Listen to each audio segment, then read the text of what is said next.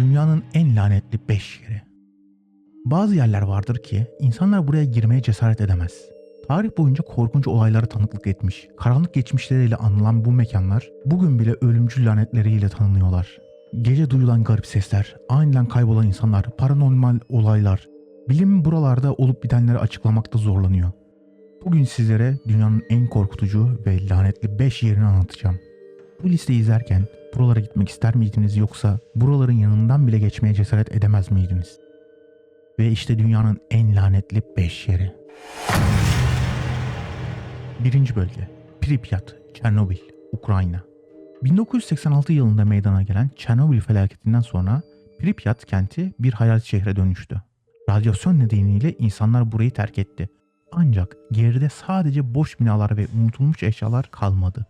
Paranormal araştırmacılara göre şehir tamamen boş değil. Bölgede araştırma yapan paranormal avcıları gece yarısı hastane koridorlarında belirip kaybolan gölgeler gördüklerini ve anlam veremedikleri sesler duyduklarını iddia ediyorlar.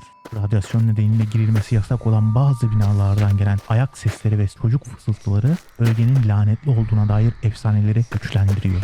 Bazı raporlara göre terk edilmiş okul binasından gelen çocuk kahkahaları duyulmuş. Ancak içeride kimsenin olmadığı anlaşılmış. Radyasyon ölçümü yapan araştırmacılar belirli noktalarda cihazlarının aniden bozulduğunu ve sıcaklık değişikliklerinin yaşandığını bildiriyorlar. Öyle ki bazıları kendilerini izleyen bir çift gözün varlığını hissettiklerini bile söylüyorlar. Pripyat'ın en korkutucu noktalarından biri de meşhur dönme dolap. Bölgeye giren bazı araştırmacılar dönme dolabın kimse dokunmadan hafifçe döndüğünü gördüklerini söylüyorlar. Peki bu sadece rüzgar mı? Yoksa bir zamanlar burada yaşamış ve trajik şekilde hayatlarını kaybetmiş ruhların bir mesajı mı? 2. Bölge Akigahara Ormanı, Japonya. Japonya'nın Fuji Dağı eteklerinde yer alan Akigahara Ormanı, intihar ormanı olarak da biliniyor. Ormanda yön kaybettiren mistik bir enerji olduğu söyleniyor. İçeri giren bazı kişiler sanki bir güç tarafından çağrıldıklarını ve eğer giderlerse bir daha geri dönemeyeceklerini hissettiklerini söylüyorlar. Bölgede yüzlerce intihar vakası yaşandı ve yerel halk ormanda kaybolan ruhların hala dolaştığını düşünüyor.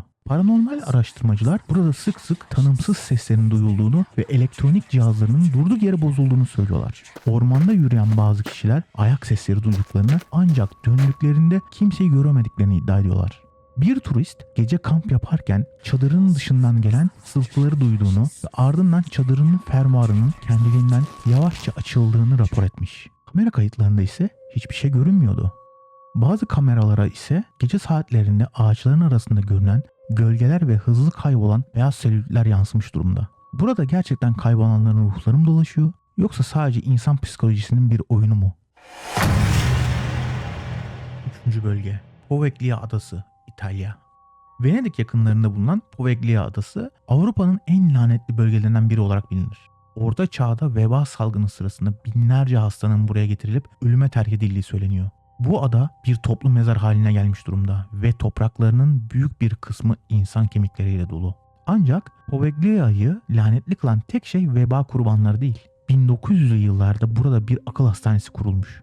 Rivayete göre hastanenin doktoru burada korkunç deneyler yaparak hastalara işkence etmiş.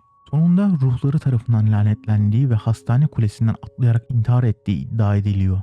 Bugün buraya giren insanların boğuk çığlıklar duyduğu, bazıları ise görünmez bir güç tarafından itilip düştüklerini söyledikleri kaydedildi.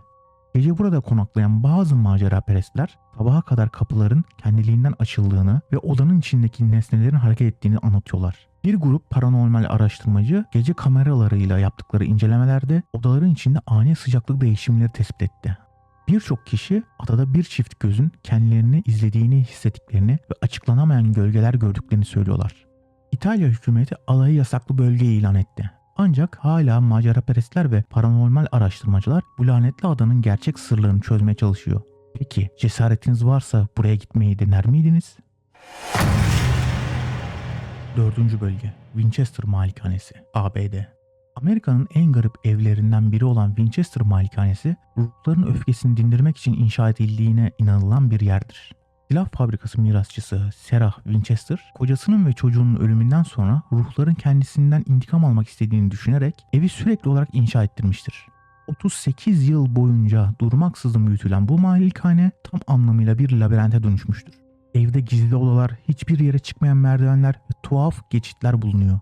Winchester, ruhların kendisini takip etmemesi için evin içinde karmaşık bir mimari tasarım uygulamıştı.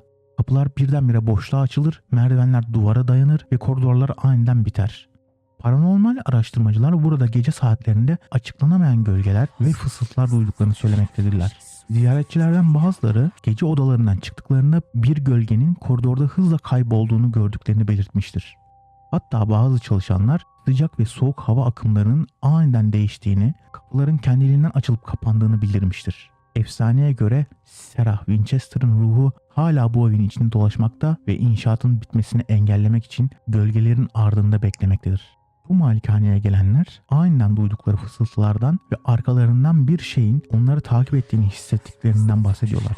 Peki cesaretiniz varsa bir gece burada kalmayı dener miydiniz? 5. Bölge Edinburgh Kalesi, İskoçya. İskoçya'nın en korkutucu mekanlarından biri olan Edinburgh Kalesi, savaşlar, ihanetler ve işkencelerle dolu bir geçmişe sahiptir. 900 yıldan fazla bir süredir ayakta olan bu kale sadece tarihiyle değil, paranormal aktiviteleriyle de ün salmıştır. Kalenin altında bir zamanlar mahkumların tutulduğu zindanlar bulunmaktadır. İşkence gören tutukluların hayaletlerinin hala burada dolaştığına inanılmaktadır. Turistler ve çalışanlar kalenin taş duvarları arasında çığlık sesleri duyduklarını, koridorlarda aniden belirip kaybolan gölgeler gördüklerini söylüyorlar. En ünlü paranormal hikayelerinden biri Baltacı Hayaleti olarak bilinen eski bir askere aittir. Birçok kişi kalenin uzun ve dar geçitlerinde bu askerin ağır bot seslerini duyduğunu iddia etmiştir. Aynı zamanda bağıran mahkum olarak bilinen bir ruhun hücresinden çıkmaya çalışırken duyulan boğuk sesleri de rapor edilmiştir. Kalenin büyük salonlarında zaman zaman eski bir çocuğun ağladığı da duyulmuştur. Orta Çağ zamanında kalede hapsedilmiş çocukların ruhlarının burada sıkışıp kaldığına inanılmaktadır. Bazı turistler kendilerini görünmeyen ellerin ittiğini ve bir anlığına nefes alamadıklarını hissettiklerini anlatmıştır. Edinburgh Kalesi'ni ziyaret eden paranormal araştırmacılar burada elektromanyetik anormallikler tespit etmiş ve sıcaklık değişimlerinin belirli anlarda aniden düştüğünü kaydetmiştir. Bu kaleye adım atan pek çok kişi içeri girdikten sonra üzerine bir ağırlık çöktüğünü söylüyorlar. Belki de burayı ziyaret etmek, tarihin en karanlık tarafıyla yüzleşmek anlamına geliyordur. Gerçekten buraya girmeye cesaret eder miydiniz? Bazı yerler yaşanan korkunç olaylarla hatırlanır. Peki gerçekten lanetli olabilirler mi? Yoksa tüm bunlar yalnızca insanların hayal gücünün birer oyunu mu? Gerçek şu ki bu yerlerde yaşanan paranormal olaylara dair birçok kayıt bulunuyor. Bilim insanları bunları açıklamakta zorlanıyorlar ve hala çözülemeyen pek çok sır var. Sizce bu listeye eklenmesi gereken başka yerler var mı? Yorumlarda benimle paylaşın ve bu tür içeriklerin devamı için abone olmayı unutmayın. Unutmayın, bazı sırlar sadece bilenler için vardır.